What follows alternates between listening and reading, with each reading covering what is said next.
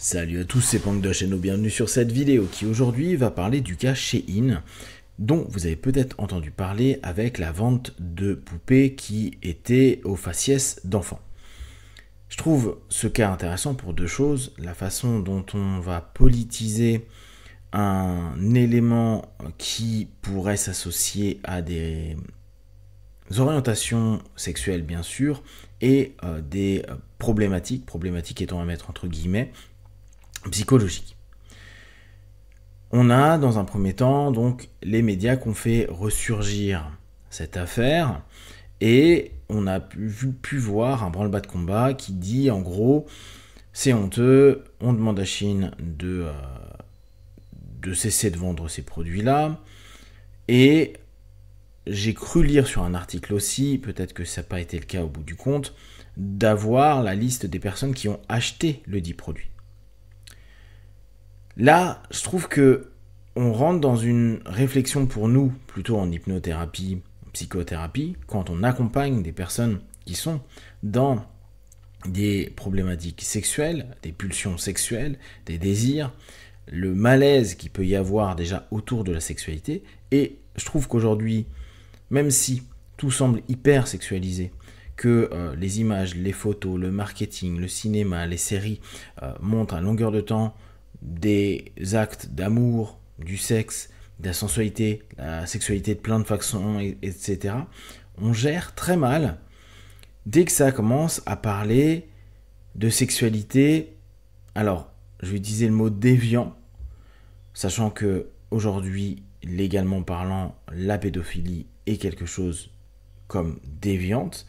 Et si on reprend Freud, c'était déjà le cas. Mais Freud, globalement, à peu près tout était déviant. Ce qui, moi, m'intéresse, c'est se dire, ok, quel type de réflexion on peut mûrir au travers de ce qui vient de se passer.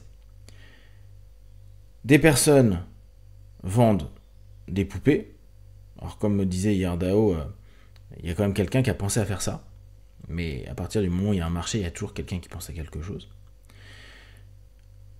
Quelqu'un a vendu ça, quelqu'un l'a acheté. Le gouvernement s'insurge parce que c'est en mode enfant.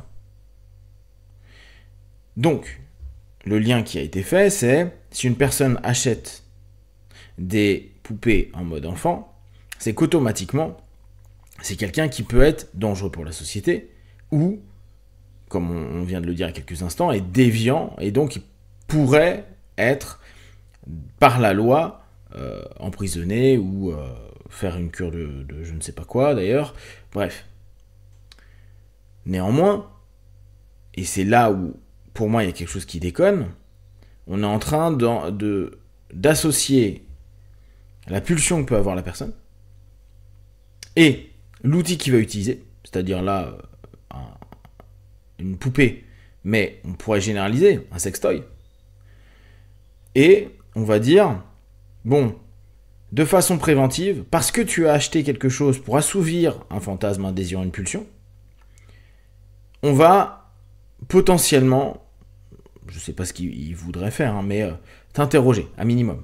Donc on va t'interroger au poste de police, hein, c'est pas un psy forcément qui va s'en occuper, je pense qu'un psy viendra, j'espère bien, mais pour, en gros, avoir déjà une espèce de préjugé, on a jugé en amont, et avec une espèce de suspicion à dire, tu as utilisé un sextoy qui, certes, à ce moment-là, est avec un visage d'enfant, mais qu'est-ce qui nous dit que tu es passé à l'acte à un moment ou à un autre, et c'est ça moi qui m'intéresse le plus, tu n'es pas justement dans la répression de ton cheminement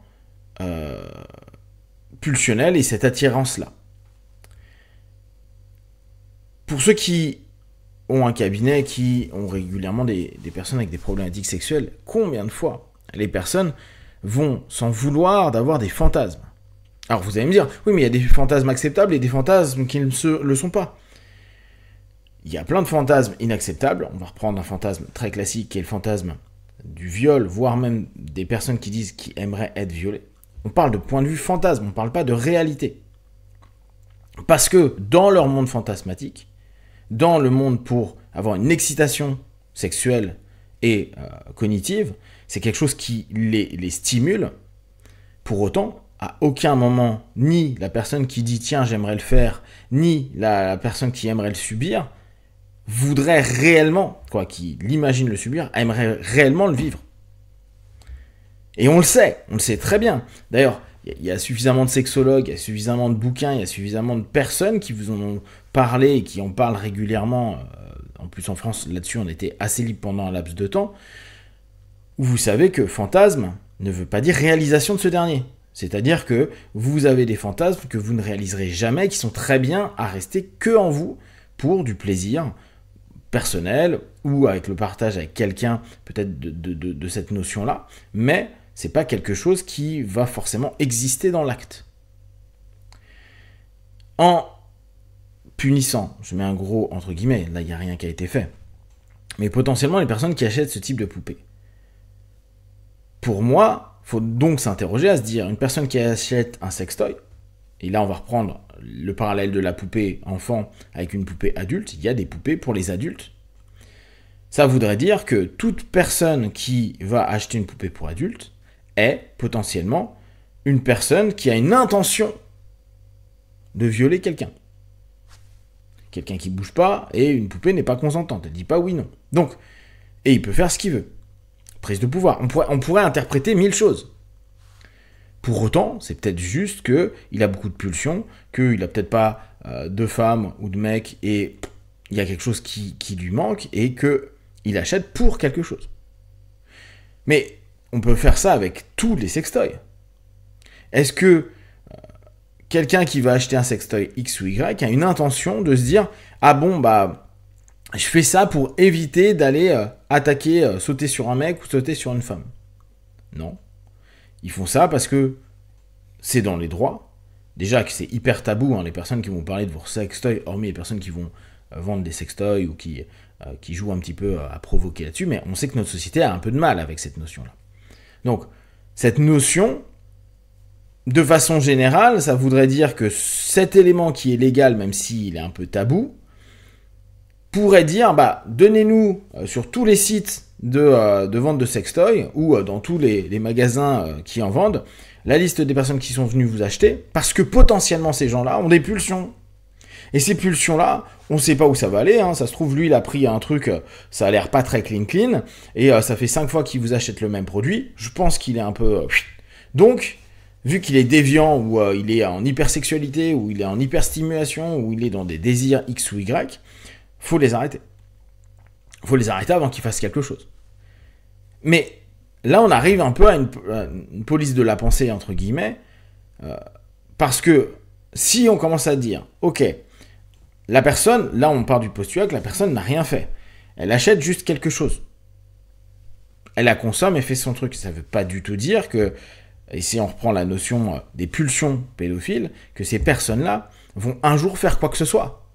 Par contre, ils sont très mal parce qu'ils ne sont pas, ils sentent qu'il y a quelque chose qui n'est pas ok avec eux, qu'ils ont des envies et des désirs qui posent problème et pour eux et potentiellement pour un petit être. Et à ce moment-là, c'est les premiers à se faire beaucoup de mal, à s'empêcher d'avoir de la sexualité, voire même parfois avoir des compagnes ou des compagnons, parce que il y a quelque chose qui fait qu'ils ont l'impression d'être un monstre, que c'est pas ok, etc., etc. Je parle pas de tous ceux qui eux, on s'en foutent. Là, on parle vraiment de est-ce que un produit que l'on achète doit déterminer ton niveau de dangerosité. Alors oui, il y a certaines études qui montrent que l'hyper-utilisation ou l'hyper-consommation d'éléments pourrait faire passer à l'acte. Mais les stats, elles sont particulières et c'est certains types d'études qui proposent cette idée-là.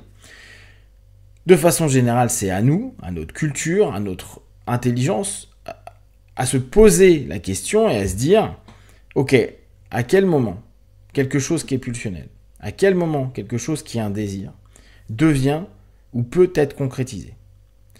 C'est le passage à l'acte qui est problématique. C'est pas le fait d'y penser. Combien de personnes ont pensé, là on sort du cadre de la sexualité, à éclater la tête de quelqu'un ou à se venger de quelqu'un de manière un peu sale et ne jamais avoir rien fait. J'ai un désir, j'ai une envie qui est pas cool, qui est mauvaise et jamais je le fais parce qu'à un moment donné on se dit bah non, le système ou c'est complètement con ou je suis un abruti, mais la pulsion a été là.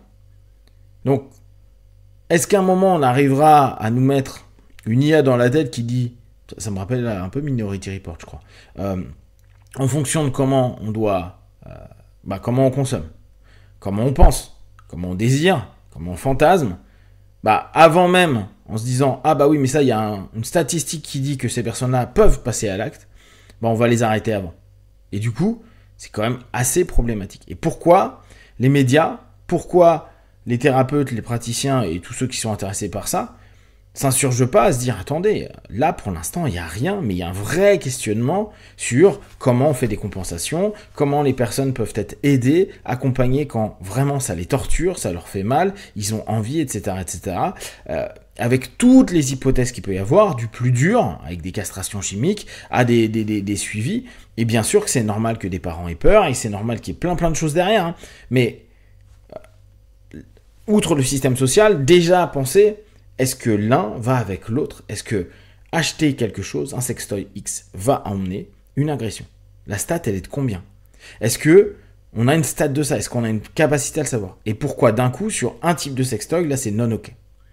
Parce que c'est déviant. Mais il y a plein d'actes qui, aujourd'hui, sont encore actes sexuels, hein, qui sont encore considérés comme déviants.